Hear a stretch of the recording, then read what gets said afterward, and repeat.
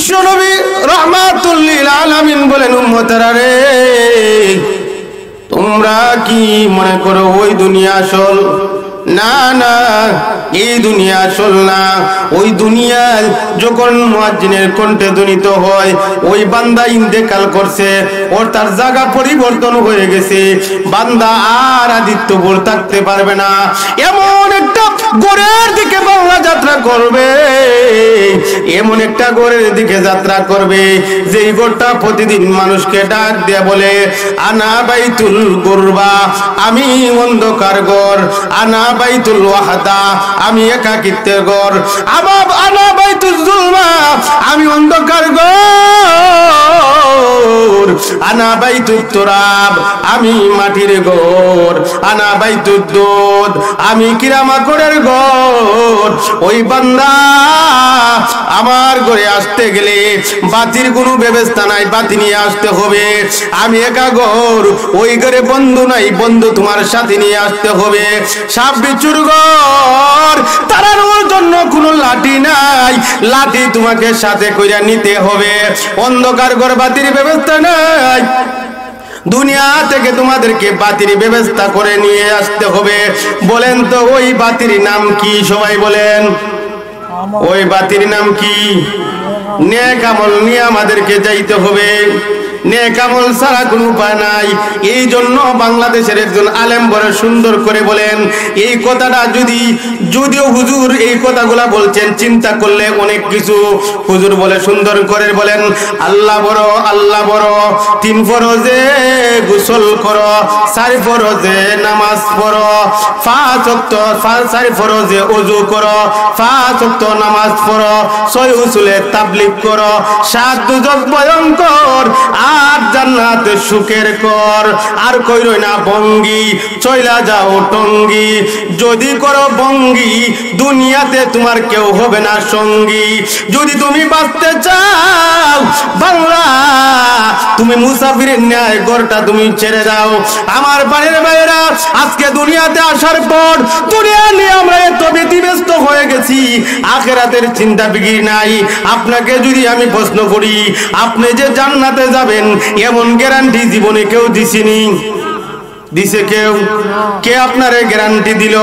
যাদের গ্যারান্টি ছিল জান্নাতে যাবে তাদের কেমন চিন্তা ছিল আপনাদেরকে শোনাই। ও আমার মা বোনেরা, লক্ষ্য করে শুনবেন, আপনারা ভালো করে শুনবেন। পুরুষদের যেমন আইডল আছে, নেতা আছে, মহিলাদেরও আইডল হইল। মহিলাদের আইডল হলেন খাদিজাতুল কুবরা রাদিয়াল্লাহু তাআলা আনহা। উনি কেমন মহিলা ছিল আপনাদেরকে শোনাই। আল্লাহর নবী নিজেই বর্ণনা করেন, আমি যখন গভীর রাত্রিতে দিনই কাজ সেরে, দাওয়াতি কাজ সেরে আমি যখন ঘরের মধ্যে যাইতাম, আপনারা আমার দিকে লক্ষ্য করবেন, আল্লাহ নবী নিজেই বর্ণনা করেন, আমি যখন দরজার মধ্যে গিয়া হাতটা রাখতাম, আমার খাদিজা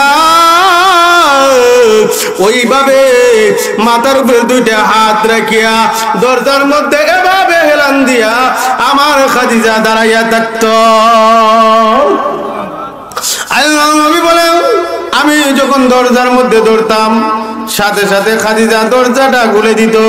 আমি বললাম, খাদিজা গো, গভীর রাত হয়ে গেছে, কোনো মানুষের খবর নাই, সমস্ত মানুষ ঘুমাইয়া গেছে, তুমি কি ঘুমাও নাই? খাদিজা রাদিয়াল্লাহু তাআলা আনহা কেমন স্বামী ভক্ত ছিলেন, স্বামীর জন্য কত পাগল ছিলেন। বর্তমানে খুঁজলে এমন মহিলা পাওয়া যাবে না। খাদিজা রাদিয়াল্লাহু তাআলা আনহা বলে, ইয়া রাসূলুল্লাহ, আপনি দিনই কাজে গেছেন বাইরে দাওয়াত দেওয়ার জন্য, আমি যদি ঘুমাইয়া যাই আর আপনি যদি খাদিজা খাদিজা বলে ডাকেন, আপনার যে কষ্ট হবে, আমি খাদিজা আপনার জন্য সারা রাত দাঁড়াইয়া থাকতে পারি গো, আপনার কষ্ট হবে, আমি খাদিজা সহ্য করতে পারি না।